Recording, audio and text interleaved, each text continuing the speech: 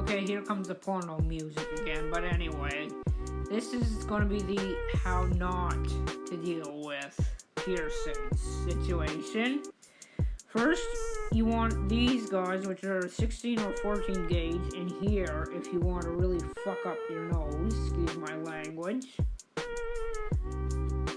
And you keep gauging them up until they get infected. That's one way to screw these up royally, is to get a big ass gauge in here. And don't do tea tree oil or salt water or anything else. Just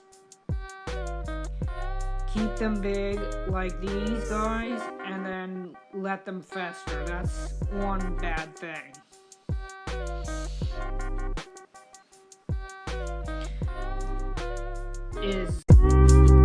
See what I'm doing here?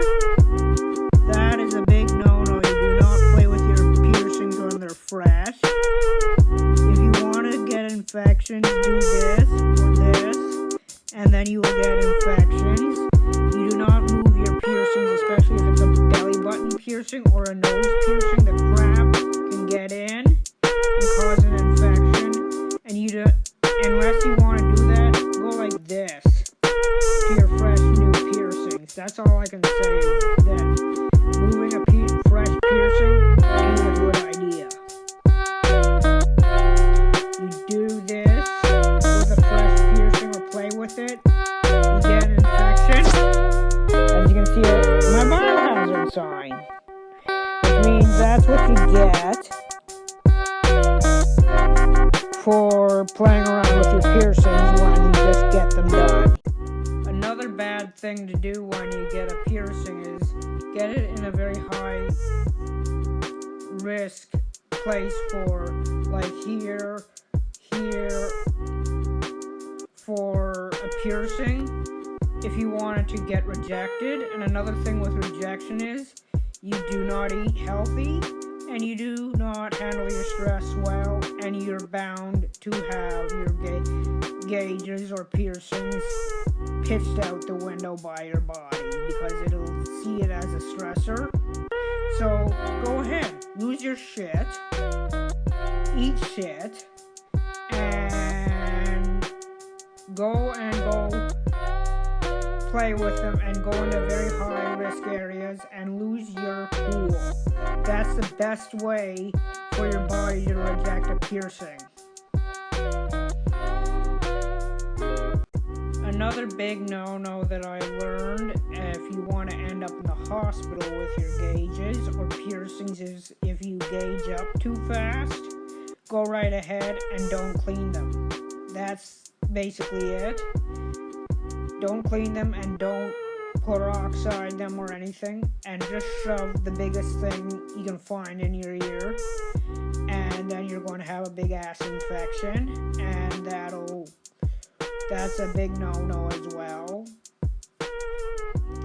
As I said, I nearly ended up in the hospital once with this because of infection, and as I said, I learned these things through trial and error and through people and internet research, but really you gotta learn from me before you learn it yourself.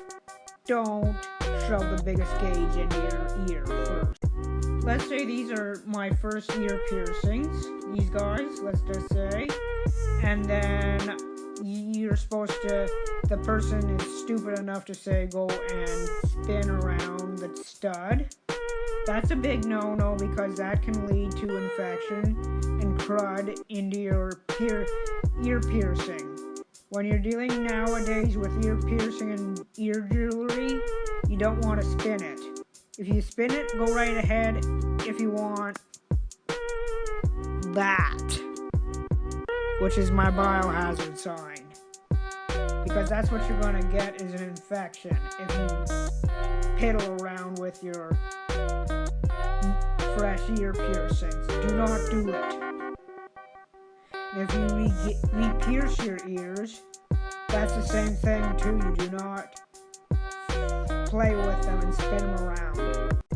Another thing that you should do when you're playing with the guitar, or if if you want to get an infection in your tattoo or piercing is to pick at it.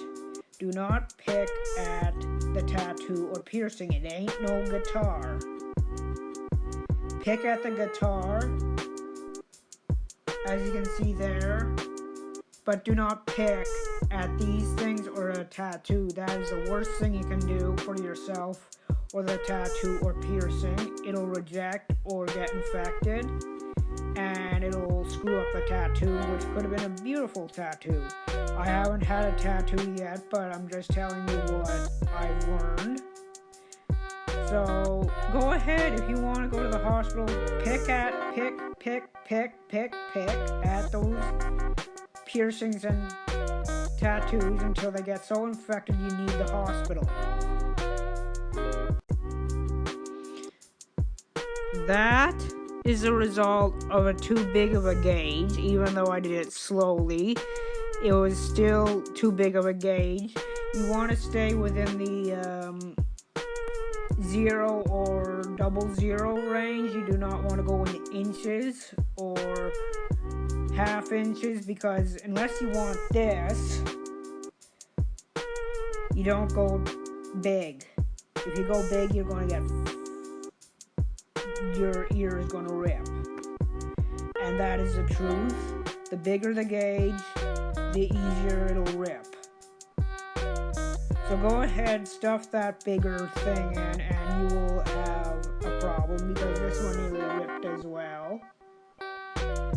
Because I put in 1 gauge, 1/8, 1 whatever gauge.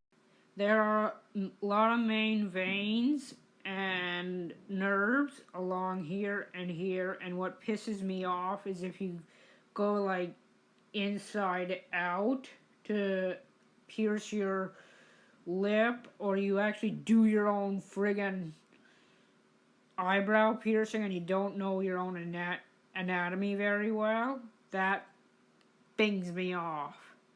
Because you're supposed to go like this unless you want to go to the hospital. Then you go like this and then drive it out, because that's where the nerves and the veins are, and you'll bleed out, and you will also paralyze your face. Also, if you do your own eyebrow piercing, you're going to get blind. Just so.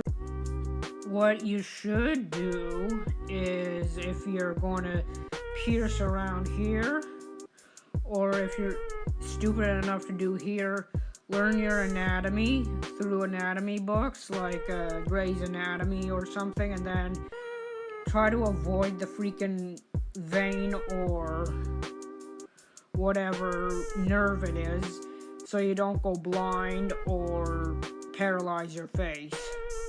It's very important that you do this research. Go on YouTube to see how it's done semi-professionally if you want to do it on your own, because we're in a pandemic now. But do not, what I showed you before, do not do. Do not touch, do not play, do not do anything. And do not go inside out. Go outside in. Next in this series, and I dedicate this to my friend Helen Peters, is that we do gauges. And I'll tell you what and what not to do with gauges, particularly what to do.